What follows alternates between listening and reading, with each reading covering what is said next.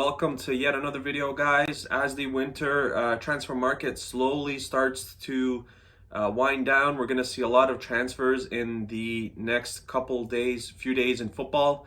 Red Star made another signing today, bringing in Ognjen Mijailović, my namesake, to the club from Mačva Šabac. He is 18 years old. He turns 19 in a few days. But he comes in, plays the central midfield position, or CDM in most cases. With his transfer, he's probably going to be loaned out. He's flying to Turkey, to Antalya, where Red Star is prepping for the second half of the season. So he's flying over there. He's going to be with the team. And then what's going to ensue is probably a loan deal to a team either in the second tier or quite possibly a team in the top tier of Serbian football. So what we're getting here is a player who is very comfortable on the ball for his age, 18 years old. He has the ability to get out of tight spots. A lot of his footage, a lot of his highlights consists of him kind of breaking down 3 or 4 guys within 3-4 feet radius, where he's kind of surrounded, and he's able to navigate out of those positions, which is very important for defensive midfield position. Suffers a lot of fouls, like he's fouled quite a bit. One thing I'll say is, all this is good and well, but it's the second tier of Serbian football. Once he makes it to Red Star, if he ever does, it's a completely different beast. Like the first tier from the second tier, you can't even compare. And once you start throwing in Champions League qualifying and Europa League qualifying, and then you start to throw in Champions League football group stage, it's completely different.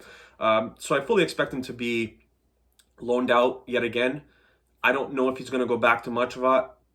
The reason why I say that is because he was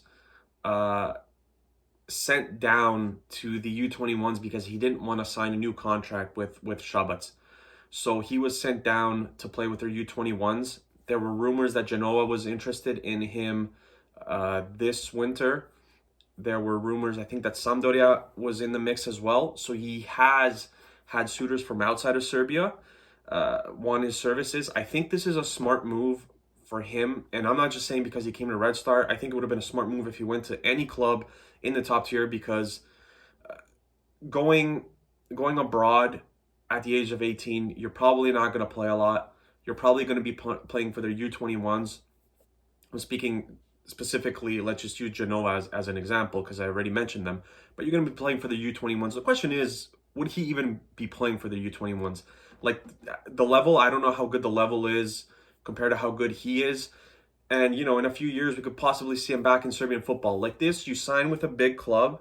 You'll be loaned out probably for the second half of this season, and most likely for the next season as well, unless he really impresses. I mean, to tell you the truth, he could impress in Turkey, but I think there's so many players at that CDM position for Red Star. You got Sonogo, you got Kanga, Ivanić could slide in there. You got Stanić, you got Krstičić, you got Srnić who can also play there. So there's a ton of players.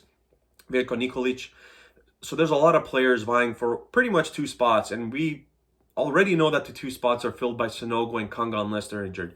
So the best thing to do is to loan out an 18-year-old, let him, get his feet under him, let him develop more experience. Like I said, he's only 18, 19. The only good thing is that he's already played in the top tier. So like I said, Mačva was in the top tier last season, so he got some games under his belt, but it would really help him to go on loan even to a top flight team where he can play some minutes, or even a tier 2, although I'd prefer him to see him at the top tier to kind of see what he can do and how he stacks up against the competition. The only kind of question I have is like the attitude stuff. Like I just mentioned, he got sent down to the U21s for not wanting to sign a deal. I get it. It could be like a cockiness factor where he thinks he's better than playing at the tier 2 level and he just wanted to leave Šabac. I don't really know, but it's things like that you keep in the back of your mind when you sign players, especially like he's 18, 19 years of age.